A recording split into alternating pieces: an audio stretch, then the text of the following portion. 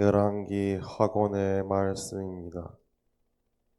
그무려 아시리아 임금 사네립은 히즈키야에게 사신들을 보내며 이렇게 말하였다. 너희는 유다 임금 히즈키야에게 이렇게 말하여라.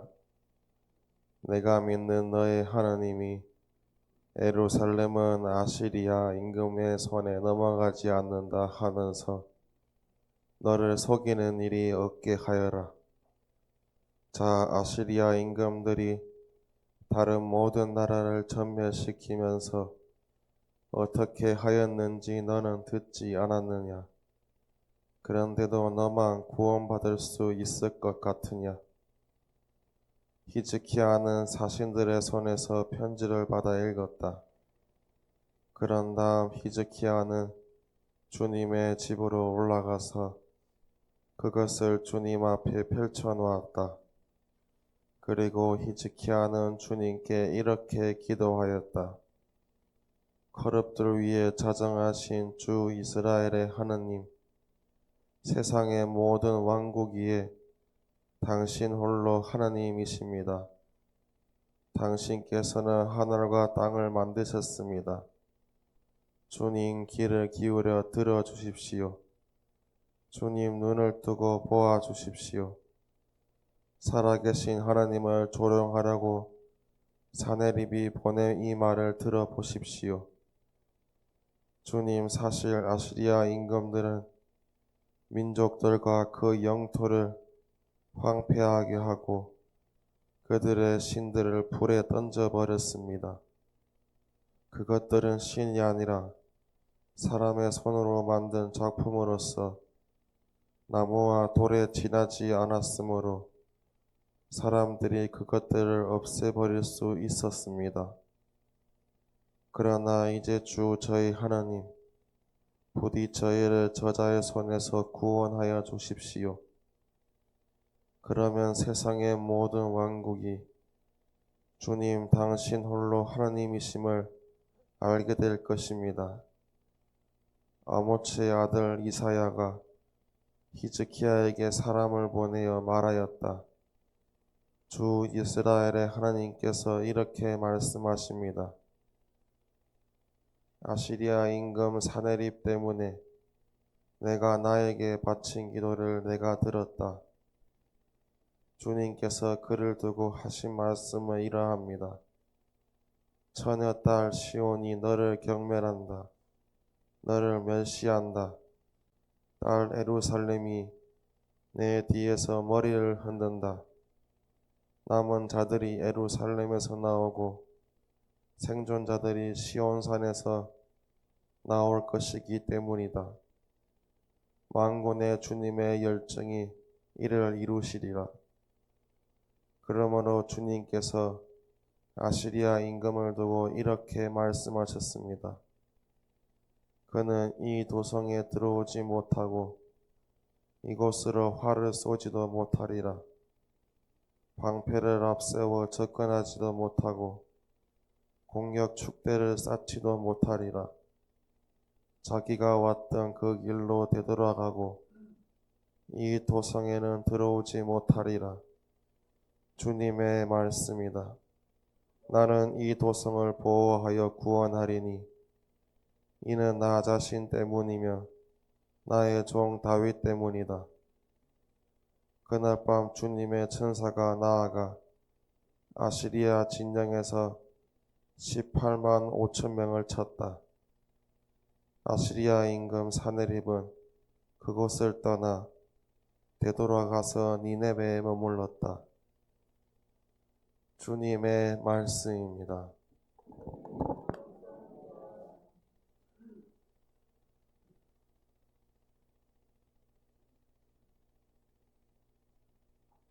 마태오가 전한 거룩한 복음입니다.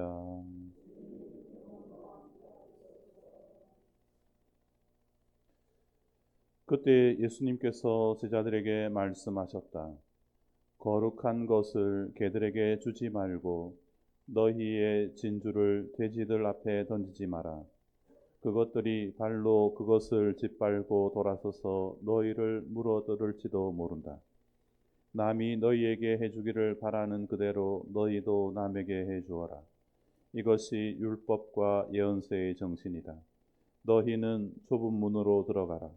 멸망으로 이끄는 문은 넓고 길도 널찍하여 그리로 들어가는 자들이 많다. 생명으로 이끄는 문은 얼마나 좁고 그 길은 얼마나 비좁은지 그리로 찾아드는 이들이 적다. 주님의 말씀입니다. 그리스도님 참여합니다.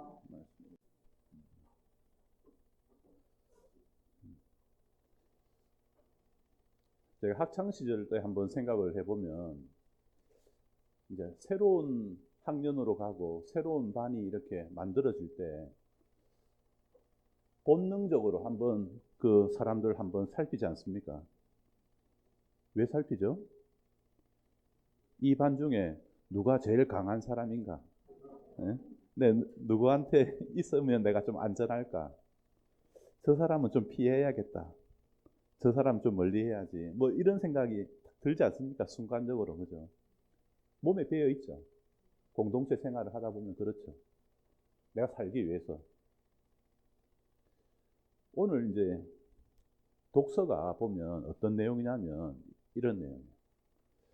아시리아라고 하는 사네립 왕이 있는데 이 아시리아가 이제 아주 그 이스라엘의 주변에서 가장 힘이 세했던 거예요. 그래서 힘이 세니까 이제 막 침략하지 않겠습니까? 그래서 북이스라엘을 점령을 했습니다. 그리고 이제 남유다 남은 거예요. 남유다. 남유다에게 이제 경고하는 거예요. 네, 너 이제 너 잡으러 간다 이랬어요. 그러면서 네, 그냥 잡으러 오면 되는데 이제 약을 올리는 거예요. 너 야훼 하느님 믿지? 너 하느님이 너 지켜줄 줄 알지? 천만에 나는 더 강한 하느님보다 더 강한 힘을 가지고 있어 하고 약 올리는 거예요. 이것이 오늘 독서의 시작이에요. 이 말을 듣고 약한 히스기야 왕이 유다 왕이 이래 보니까 자기보다 힘센 나라들도 다 무너졌거든요. 이제 조금 있으면 이제 나도 무너질 것 같아요. 그러니까 히스기야 왕이 이제 어떻게 하지 하다가 주님의 집으로 찾아가고 그리고 거기서 이사야 예언자의 말을 듣는 거예요. 그 말이 오늘 독서에 나와요. 뭐라고 하냐면 두려워하지 마, 걱정하지 마. 나는 이 도성을 보호하여 구원할 거야. 보호해 줄게. 아시리아 힘 강한 같이 아니야. 내가 더 강해. 보호해 줄게. 왜냐하면 너희들은 곧 나야. 너는 곧 나야. 그리고 내가 그토록 너희들을 보호해 준다고 약속하지 않았니? 나의 말을 믿어. 나의 말을 믿어. 이것이 오늘 이제 독서 내용이에요. 나를 믿으면 살려준다.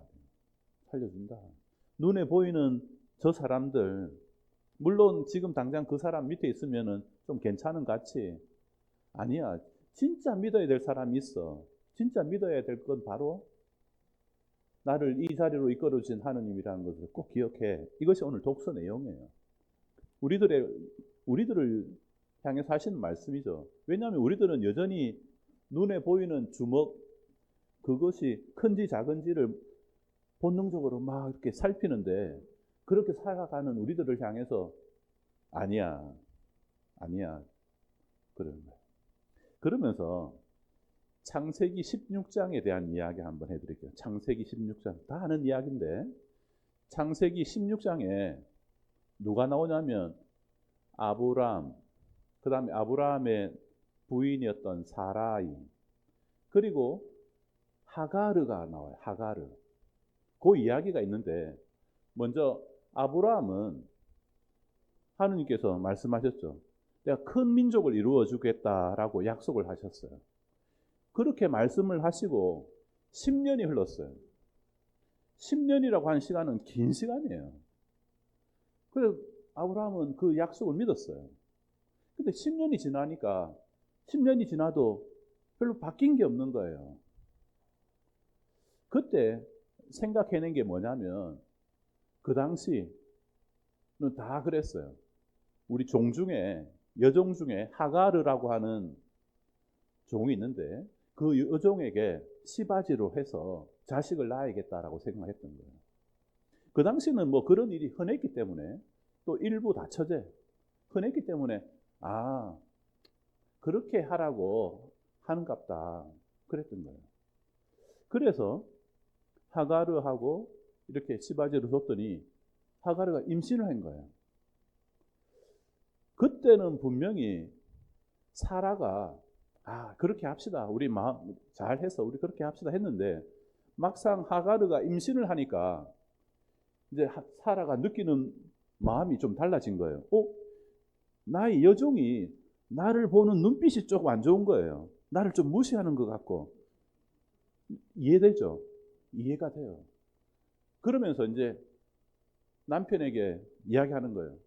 당신이 좋다고 해가지고 그렇게 하긴 했는데 나를 왜 이렇게 구박받게 하냐. 나를 힘들어 죽겠어. 이런 거예요. 분명히 여기 오면 좋다고 했는데 막상 해놓고 보니까 마음에 안 드는 거예요. 그랬더니 또 아브라함은 네가 먼저 원했잖아. 왜 그래? 막 그래. 아마 부부 다툼이 좀 있었겠죠. 그때 그래. 아이고, 네 알아서 해라. 네 알아서 해라. 그랬더니 막 그때부터 막 사라가 막 구박을 하는 거예요. 그때 하가르는 자기는 시켜가지고 내가 시바지 된 거고 내가 이렇게 해서 임신이 됐는데 왜 나에게 이렇게 구박을 하는지. 그래서 결국 그 하가르는 도망을 갔어요. 그 구박이 얼마나 심했으면 살기 위해서 도망을 간 거예요. 그때 이제 나오는 창세기 16장 9절이에요. 창세기 16장 9절. 도망가는 길에 주님의 천사가 나타났어요. 근데 어디 가니? 살기 위해서 도망갑니다. 도저히 못 살겠습니다. 그때 천사가 뭐라고 하냐면 아니야. 이랬어요. 아니야. 때가 아니야. 여주인에게 돌아가. 여주인에게 돌아가. 그리고 복종해. 지금은 여주인에게 돌아가서 복종할 때야. 주님의 천사가 이야기해 주는 거예요. 우리도 인생을 살아가면서 도망가고 싶을 때가 많지 않습니까? 도망가고 싶을 때. 지금도 뭐 도망가고 있는 사람도 있을 수 있어요. 저도 힘들 때 도망가고 싶어요. 근데 주님의 천사 하느님께서 그 하가르에게 그 의지할 것도 없고 가장 약한 그 하가르에게 아니야. 지금 네가 있어야 될 곳은 이곳이 아니야. 돌아가. 그리고 여주인에게 복종해. 그때 다시 돌아갔어요. 그리고 난 다음 자식을 낳았는데 그 자식 이름이 뭐예요? 이스마엘. 이스마엘은 무슨 뜻이냐면 하느님께서 나의 이 상황을 아시고 들어주신 거예요. 하갈은 알았어요. 살기 위해서 막 죽기 싫어서 도망을 쳤지만 자신이 있어야 할 자리가 어딘지를 알려주신 거예요. 그리고 그 이야기를 하셨던 주님의 천사가 와서 이야기해 주었던 그 자리 이름도 정했어요. 뭐라고 정했냐면 하느님은 살아계십니다. 하느님은 나를 이끌어 주십니다라고 그 자리를 정했던 거예요. 이것이 이제 창세기 16장 9절이에요. 제가 왜 이런 말씀을 드리냐면 우리가 하루하루 살아가면서 이 도망가고 싶은 날 도전받는 일들이 많지 않습니까? 처음에는 나 괜찮을 줄 알았는데 잘 내가 해낼 줄 알았는데 막상 보니까 여전히 넘기 어려운 그런 고비들이 여전히 계속 있는 거예요. 마치 히즈키야가 그 아시리아의 그 센 사람이 와서 막 겁을 주고 할 때 막 어떻게 해야 될지 모르는 그 상황처럼 힘든 거예요. 마치 또 하가르가 이 아브람, 사라이, 하가르가 제일 약한 사람이잖아. 여종, 힘도 없는 여종. 그런데 그때 하느님께서는 가장 약한 사람을 선택하시고 가장 도움이 필요한 사람에게 말씀을 하시는 거죠. 저는 이것을 믿어요. 우리가 믿고 고백하는 그 하느님은 가장 강한 사람에게 편이 되어 주시는 분이 아니라 도망가고 싶고 약하고 어떻게 해야 될지 모르는 그 사람에게 도움이 되시고 함께 길을 걸어가시는 분이다라는 걸 저는 믿어요. 이것이 바로 하느님의 뜻이라는 거예요. 우리가 이제 앞서 10년 정도 기다렸다 이라면 많이 기다린 것 같지만 그렇지 않았어요. 하느님의 계획은 10년이 아니고 좀 더 많은 시간이 필요했던 거예요. 만일 저에게 언제가 하느님의 뜻이 드러나는 때입니까? 하느님의 시간은 언제입니까? 라고 물으신다면 저는 이렇게 말씀할 수 있어요. 예, 그때가 옵니다. 그때가 옵니다. 그때가 압니다. 그때가 되면 어떻게 나를 구하시고 어떻게 이 자리에까지 이끌어 주셨는지 알게 될 것입니다. 그때가 하느님의 시간입니다. 우리를 살리시고 또 우리에게 말씀하시고 우리에게 다가오시는 그분은 어쩌면 오늘 복음회처럼 좁은 문처럼 느껴질 수도 있어요. 그죠? 잘 안 보이는 문, 좁은 문일 수도 있어요. 하지만 우리는 그 좁은 문에서 펼쳐지는 하느님의 구원을 믿는 사람이다라는 걸 잊지 않으길 바랍니다. 도망가고 싶고 또 이렇게 살다가는 죽을 것 같다라고 하는 그 상황 속에서도 주님께서 우리를 살려주시고 우리와 함께 하신다는 건 잊지 않으시길 빕니다. 아멘. 성모 울타리 1회 우리 밀빵 보고 계십니다. 이 빵이 참 빵 잘 만들어요. 참 진짜 고소하고 맛있어요. 근데 우리 여기 빵은 내가 먹으면 아무 탈이 없어요. 그래서 좋은 줄 알아요. 여러분들 이 빵 한번 구입해서 드셔보세요. 그러면 아주 건강한 빵. 아이들 요즘 너무 방부제 많이 들어간 빵들 먹으면은요, 그게 이제 환경 호르몬하고 연결돼갖고 애도 못 낳는 거예요. 그 중고등학교 때 다 망치는 거예요. 이렇게 건강한 빵, 귀양 먹일 거, 우리, 진짜 맛있다. 여러분들, 1회 우리밀, 전화번호 밑으로 나갈 겁니다. 전화하셔갖고 택배 주문하시면은, 그리고 이거는 받자마자 바로 드셔야 돼요. 왜냐면 한 2, 3일 지나고 나면 바로 곰팡이 나요. 냉장고에 넣으면 또 한 2, 3일은 또 되더라고요. 냉동실에.